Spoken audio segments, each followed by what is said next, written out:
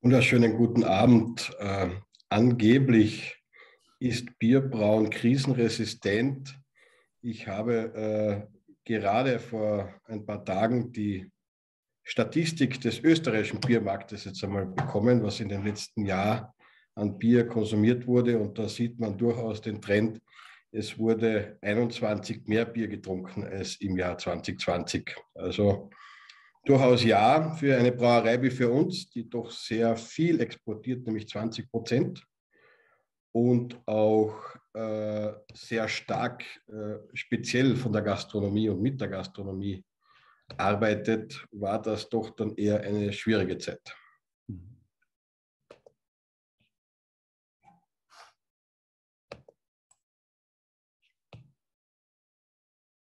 So, jetzt versuche ich gerade meine Präsentation da noch reinzuladen. Sieht man diese Präsentation schon? Man sieht das PDF, ja, das passt. Man sieht das PDF, na wunderbar, dann werden wir das hier größer schalten. Und wenn die Frage beantwortet ist, darf ich vielleicht ganz kurz gleich einsteigen in meine paar Folien. Vorneweg sieht man hier die zwei handelnden Personen unseres Familienbetriebes, rechts von Ihnen aus gesehen mein Onkel Klaus Möller, links meine Wenigkeit, und über uns findet man eigentlich ein Statement, wie wir uns durchaus auch vielleicht verstärkt in den letzten 2 Jahren durch die Pandemie ein bisschen definieren. Und zwar in einer Welt, in der alles immer künstlicher wird, braucht es Menschen, die hochhalten, was echt ist. Das echte Leben, den echten Genuss und das echte Bier. Und nachdem wir uns auch als Brauerei definieren, die sehr leidenschaftlich Bier braut und auch mit echter Leidenschaft sich als Marke, aber auch als Unternehmen und auch als handelnde Personen positioniert, nämlich authentisch und mit Herzblut. Und wir behaupten auch, und ich behaupte sehr stark, alles, was mit Herzblut, mit Leidenschaft gemacht ist, das schmeckt ein bisschen besser. Und es wurde ja schon erwähnt, eine sehr, sehr alte Geschichte findet sich da in Hirt wieder. Wer Hirt nicht kennt, dazu muss vielleicht dann wirklich kurz erwähnt werden, dass das ein Ort ist, an dem seit wirklich spätestens 1270 amtlich und öffentlich urkundlich erwähnt ein Gasthof steht mit einer Brauerei drinnen. Das wurde erstmalig urkundlich erwähnt im Anlagenregister des Domkapitels zur Hemmer von Gurk. 1270 wurde nämlich das erste Mal ein Talent Steuern für das Bierbrauen bezahlt. Und seit damals weiß man, dass auf diesem Standort Bier gebraut wurde und immer noch wird. Ja, und es ist dieser kleine Ort Hirt auch an einer alten und auch heute noch gültigen Handels- und Reiseroute zwischen Wien und dem oberen Alpe-Adria, also obere Adria-Raum eigentlich gelegen. Ja, man hat also speziell von Wien kommend nach dem Perchauer Neumarkter Sattel und nach Norden fahrend eben vor diesem Sattel in Hirt die Möglichkeit gehabt, sich in diesem Gasthof zu stärken, die Pferde nochmal einzustellen, zu stärken und zu übernachten und sich auszurasten, um dann am nächsten Tag die beschwerlichen Reisen, die es ja doch waren, fortzuführen. Ganz kurz aktuell zur heutigen Situation. Wir sind ein 100%ig Kärntner Familienbetrieb in den Händen meines Onkels und meinerseits. Man sieht hier auf dem Foto schon die Generation 7 heranwachsen. Und wir haben auch so ein paar Säulen für uns definiert, die einfach unausweichlich sind, um eine Tradition zu wahren, aber durchaus auch Modernität und Nachhaltigkeit und zukunftsorientierte Entwicklung hier weiterhin zu ermöglichen. Und unser Credo ist die echte Leidenschaft, mit der wir an unsere Taten herangehen. Wir haben einen sehr hohen Qualitätsanspruch.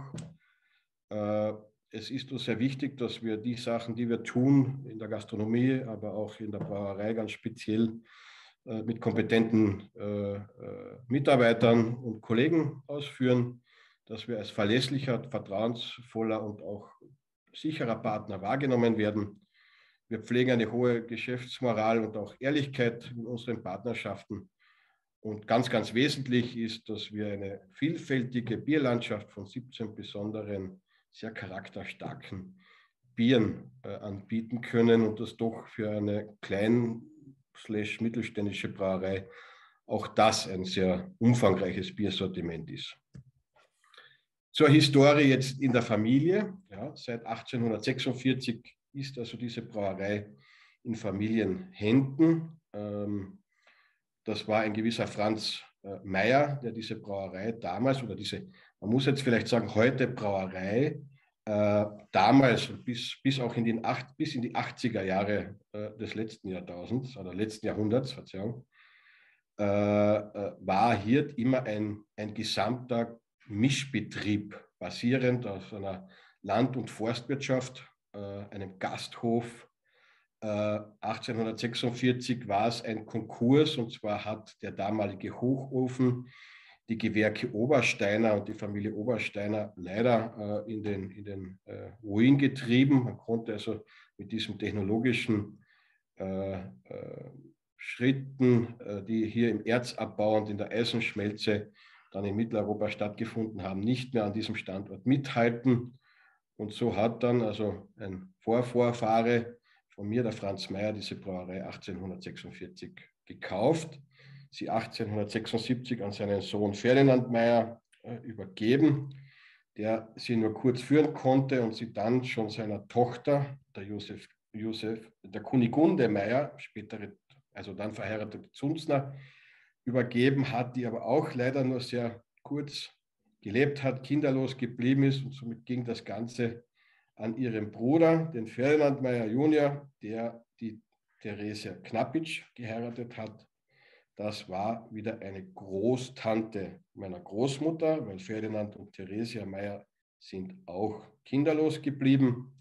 Und somit kam es 1959 in den, wie sagt man, den Nachkriegs- und Besatzungsjahren, nach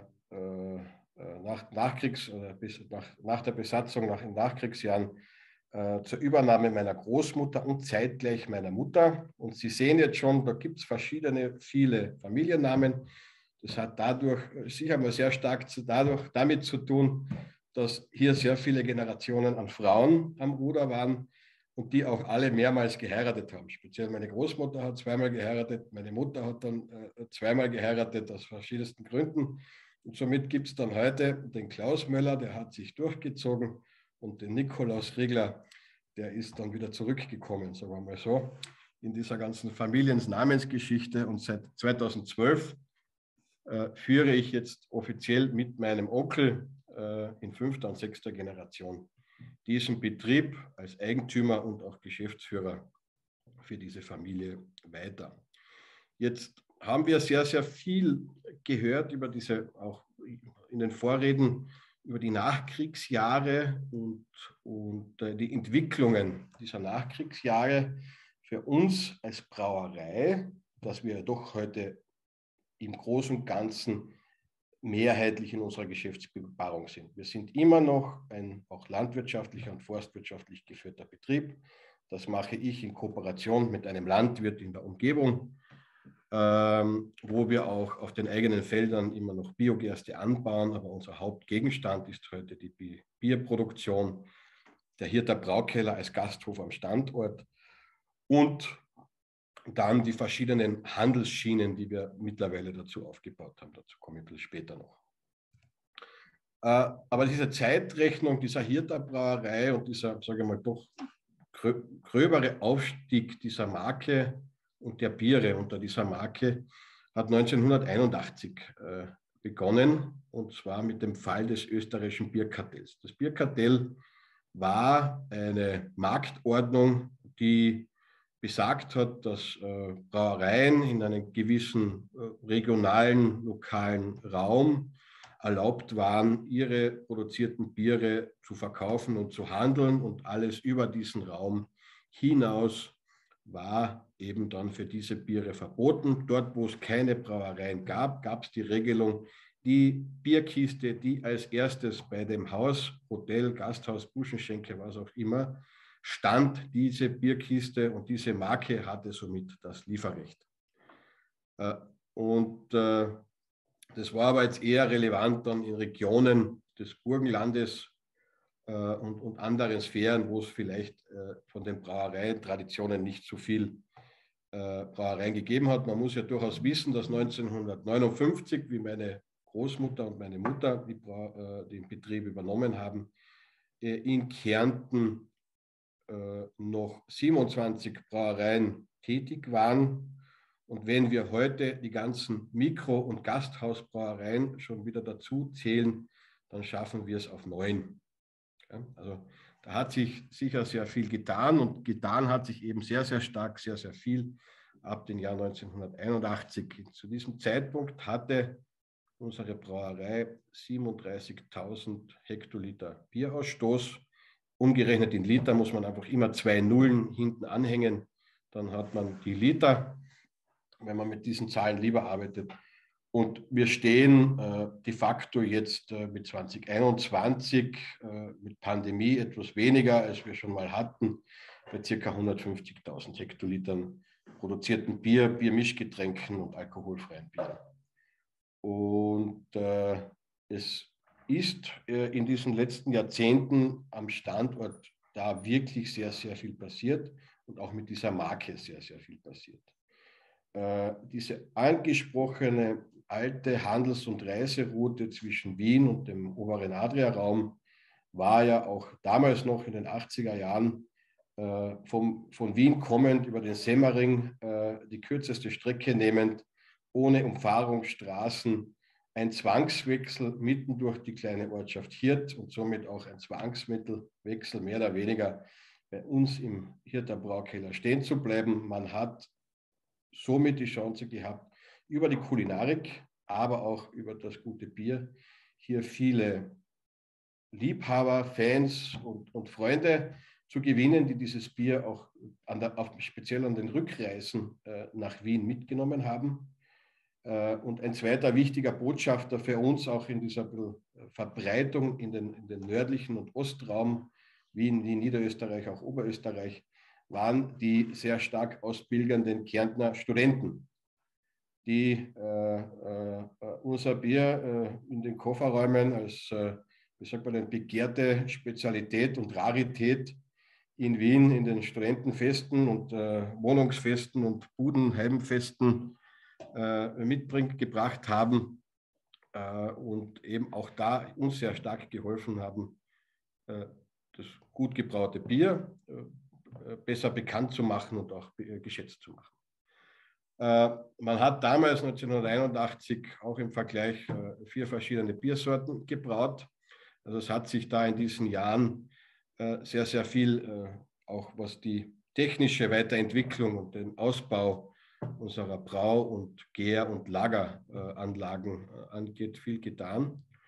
Und für uns ganz, ganz wichtig, nachdem wir doch schon seit Ende der 70er Jahre in den Raum Tarvis und Udine etwas Bier exportieren durften, ist aber dann auch mit Fall und dieser eisernen Vorhang Auflösung und der Integration der ehemaligen osteuropäischen Staaten nach Europa für uns durchaus auch hier im Export einiges an Dynamik dazugekommen. Wir haben mittlerweile in Slowenien einen sehr wesentlichen Bierabsatz mit einem Partner in Bled.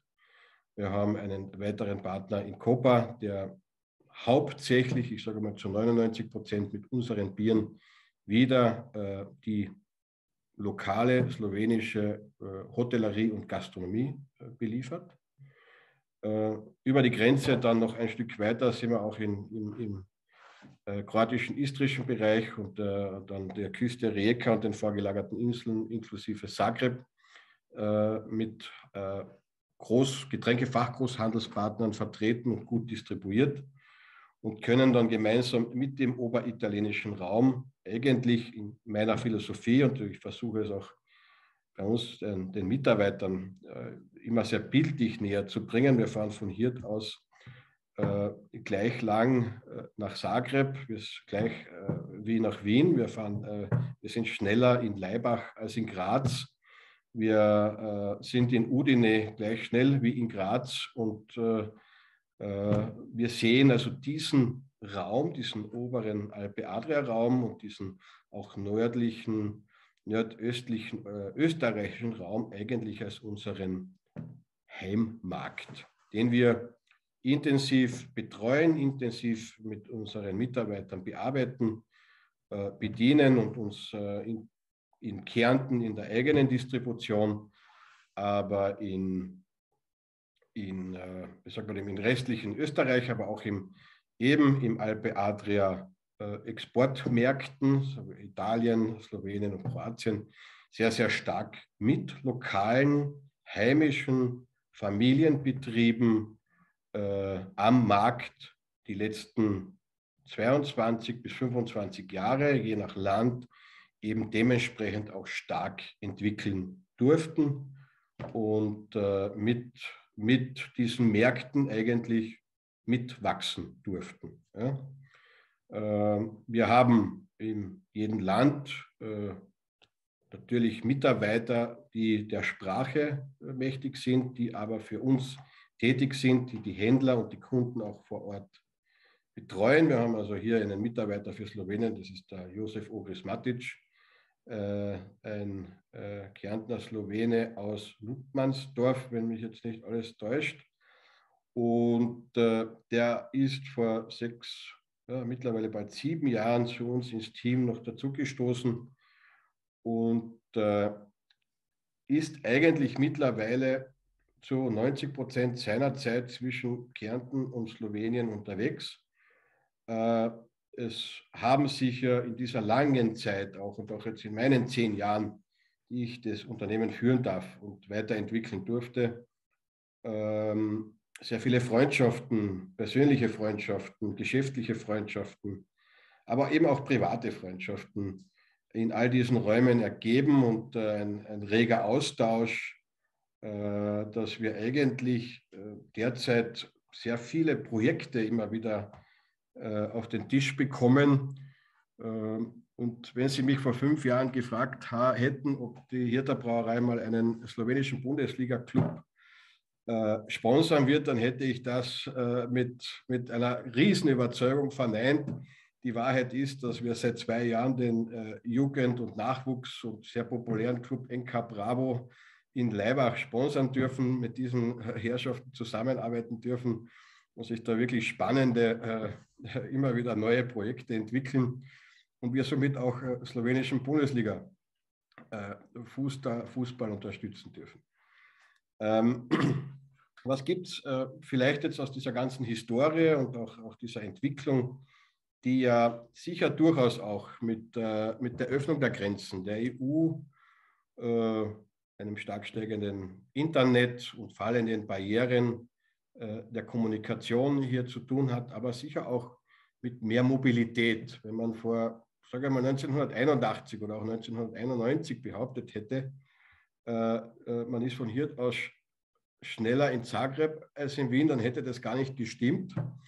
Auch wenn die Distanz weiterhin nicht viel größer wurde, sondern eher kürzer.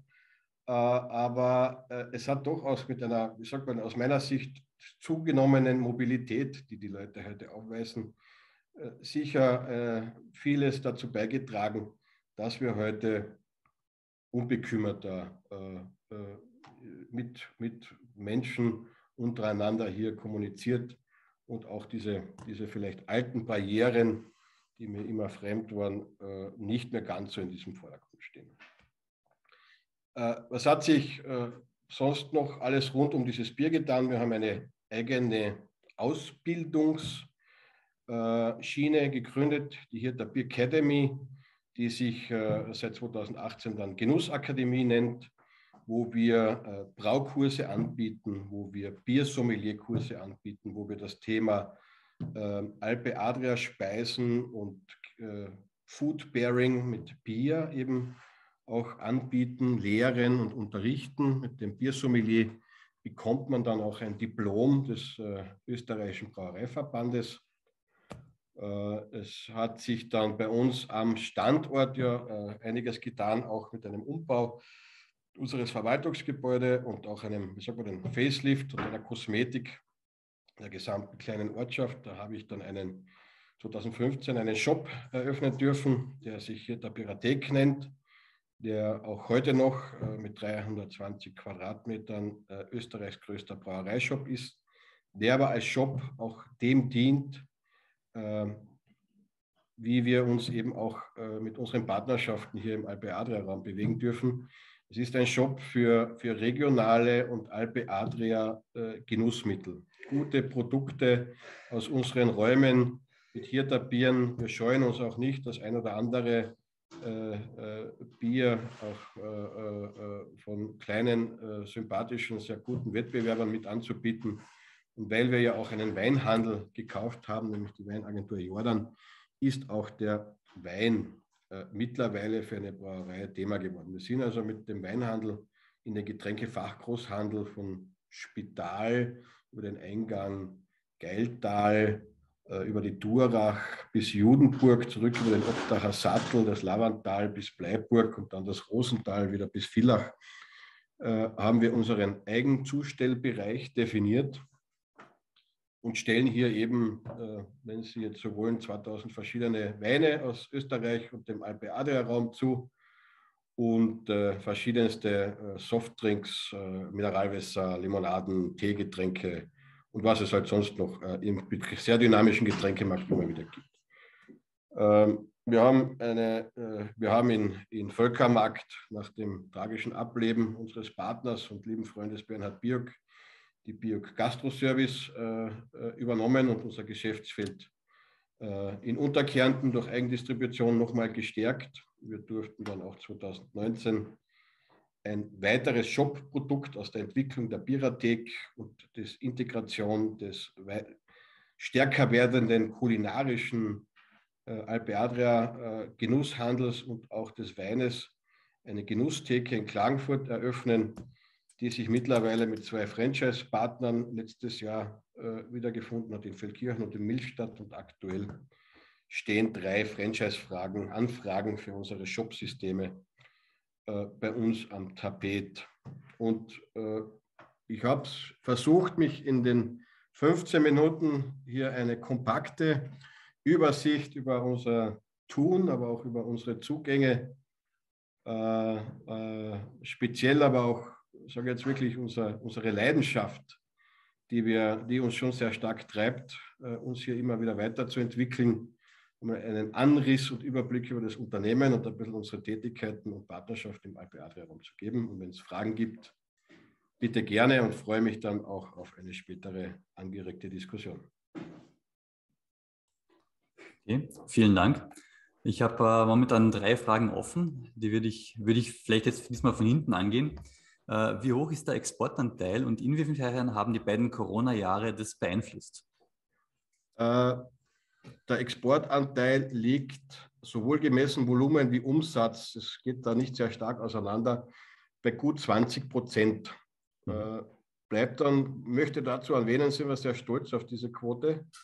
Wir sind eine im österreichischen Verhältnis kleinere Brauerei, eher Kleinbrauerei statt Mittelstandsbrauerei und haben vom Anteil her den höchsten Exportanteil aller Brauereien.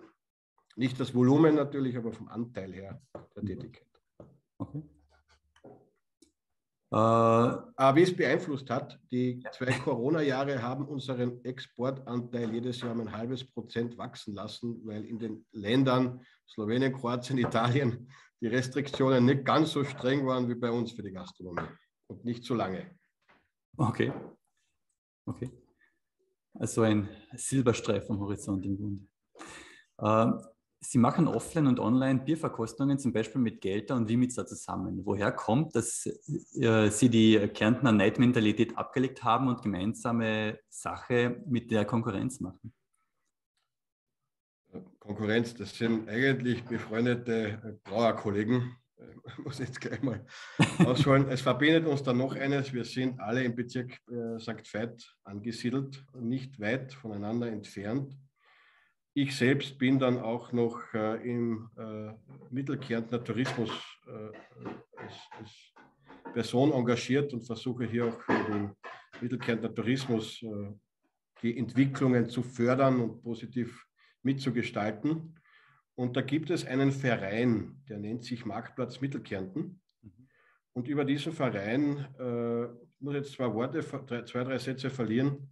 Das ist ein Verein aus verschiedensten Sparten, aus Handwerkern, aus Produzenten, aus Landwirten, Gastronomen und Beherbergern. Sind auch die 5 Mittelkärntner Winzer dabei. Haben wir versucht, unter Anlehnung und eigentlich nicht nur Anlehnung, sondern wirklich unter dem Gedanken des Slow Foods hier sehr regionale Kleinkreisläufe und Kooperationen zu fördern und zu beleben. Und es gibt ja nicht nur gemeinsame Bierverkostungen mit diesen 2 Brauereikollegen, sondern es gibt auch in unseren Shops, in allen 3 Brauereishops, einen Holzträger, den wir mit einer Behindertenwerkstätte, nämlich autark, fertigen mit heimischem Holz. Und in diesem Holzträger finden sich 6 Flaschen Bier, 2 verschiedene Hirterbiere, 2 verschiedene Wimmitzbiere, 2 verschiedene Gelterbiere. Und das ist ein bisschen ein bieriger Gruß aus der Region, eine Visitenkarte für unsere Gäste und die Vielfalt der Region widerzuspiegeln. Okay.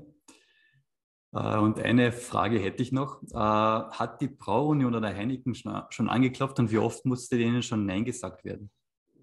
Also das letzte dezidierte Nein war relativ rasch nach meinem Antritt oder sagen wir mal nach der offiziellen Übernahme 2012. Und ich glaube, seit spätestens 2. Jahreshälfte 2012 hat man es zumindest in der Brauunion-Zentrale oder Heineken-Zentrale Österreich in Linz verstanden, dass man bei uns nicht mehr anklopfen muss oder sollte.